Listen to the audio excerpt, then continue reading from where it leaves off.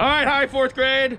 This is our fifth grade class. Everybody say hi. Hi. All right, and we are outside in front of TCS, and they are learning how to play a game that we are all going to play on Thursday. It is a real-life version of Among Us that we will be playing using about 60% of LaBarque's campus. So it's a very large-scale game.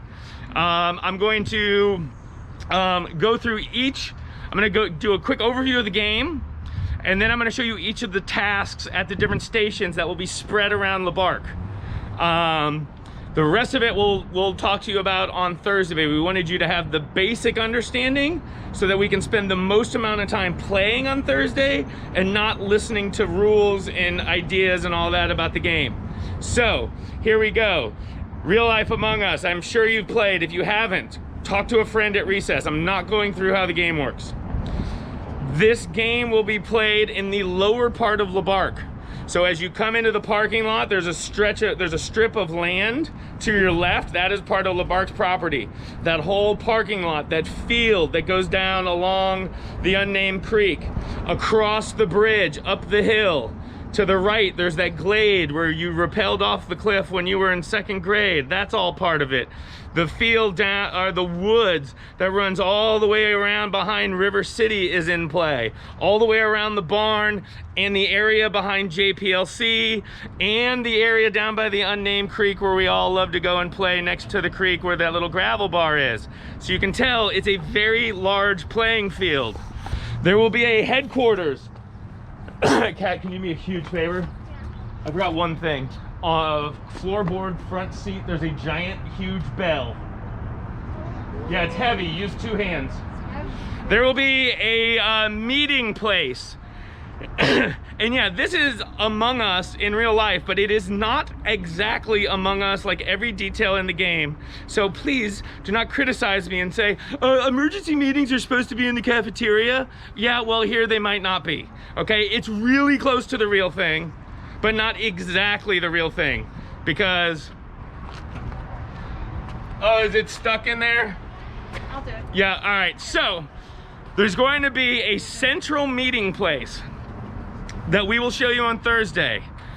At that central meeting place will be dry erase boards where there will be a list of the tasks that the crewmates need to accomplish.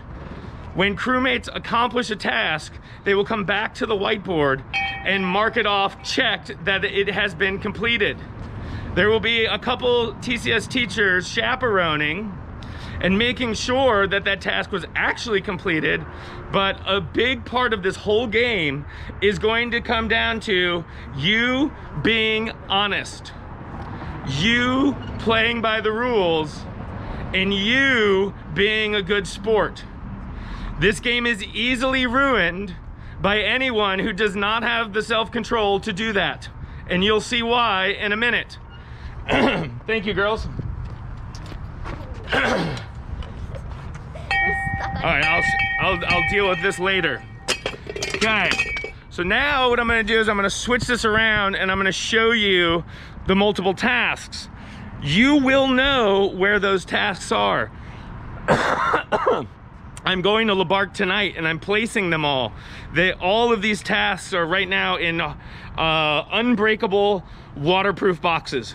So I'm going to, they'll already be stationed where I want them, and I will tell you where that is on Thursday. I won't know until I put them out though.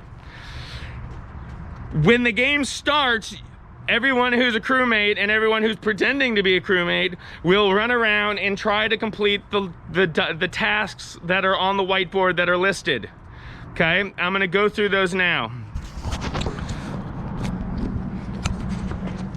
All right, first of all, there is upper engine. You will notice there is a green piece of duct tape and it says ×1. That means, no, not yet. No, I'm gonna do all the boxes, then go back through. Okay. That means one person only needs to complete this task. But you know how it is in Among Us. You might go to try and complete a task and someone is already there doing the task. If that happens, just like in the game, you need to go find another task to complete. Someone's already doing this one. Or maybe they're not, and you should keep an eye on them to see if they're actually doing it and not just faking tasks. There's the reactor. One person job. There's navigation, one person job. There's shields, one person job. You'll notice now, here's our first one with a two-person. Two-person jobs have yellow duct tape. Yellow in real life, like when you're driving, means caution, right? So green is like if you run up on a green case, it's like, okay, I'm good to go. Yellow is like caution, oh no, I'm gonna need another person. Med bay is a two-person task. As is the cafeteria. As is O2 or oxygen. Electrical is a one-person task. Admin, a one-person task. Comms, two-person task. Upper engine, one-person task. Storage, one-person task. Those are the tasks, and I am now going to show you what each task involves, because when you get there, you're going to have to know what to do, and if you have an idea of that before we start, it will be helpful. But there are directions in each box already, okay?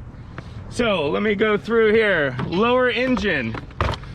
There is an idea on mechanical pieces and engines. There is something called struts, and in buildings too. Struts are like pillars or columns sometimes that support heavy loads. For both of the engine, yeah, we can all hear you. For both of the engine tasks, they require the same thing, but there are two different ways to do it. You have to repair the strut. The card reads as such. The strut, repair the lower engine. The struts supporting the lower engine need a repair. Build a pyramid to support the mass of the engine that measures at least 1 meter high. And what you have in here are solo drinking cups. There are 50 of them. You've got to figure out a way to stack these up so that they are 1 meter high. How do you know if they're 1 meter high? Inside of the box are little mini measuring tapes that, when fully extended, measure 1 meter. You will know if you finished after you measure. Moving on to the reactor. A reactor in an engine is where combustion takes place. Those are like mini explosions. It's where the energy comes from to power the vehicle. So for this task, there will be several candles put in the ground around this station, and there will be boxes of matches. You need to light every candle. If the wind blows out the candles, you'll need to relight them. The engine will not start until all the candles are lit. I see a couple questions. Could we hold them to the end, or do you think it's like would be helpful moving forward if you had this info? All right, cool. We'll try and save it on to it though, okay? Navigation. This one's gonna be tricky, okay? A globe, as our 5th graders have talked about when we did some GPS work on our camp out. So I'm trying to get out of the shadow. A globe, the planet, is divided into fake lines that we call latitude and longitude. An easy way to remember which is which: latitude, think of it as flatitude. That means they go flat. Can you hold it up? I'm getting terrible shadow. Like higher, because I'm gonna look at it from below. Perfect, thank you, Carol. All right, so flatitude lines run horizontal, they run across. Longitude lines run up and down. You'll have to figure it out, but on the globe, like right there at the equator, I don't know if you can see that, right there it says 90. That means this line going up and down is 90. This one's 75, it says it right there. There are other numbers that go with the across. You'll get 2 numbers, like 90, 75. You need to find the intersection of, let's see, here's, well, let's just say it was spin it, no, the other way. All right, so This day is going really fast. yeah, totally. So if it said find oh wait, let me read the card to you. The card says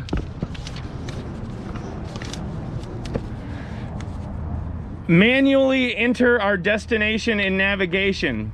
The ship's navigation computer is struggling to find a major port city on Earth for an emergency supply pickup.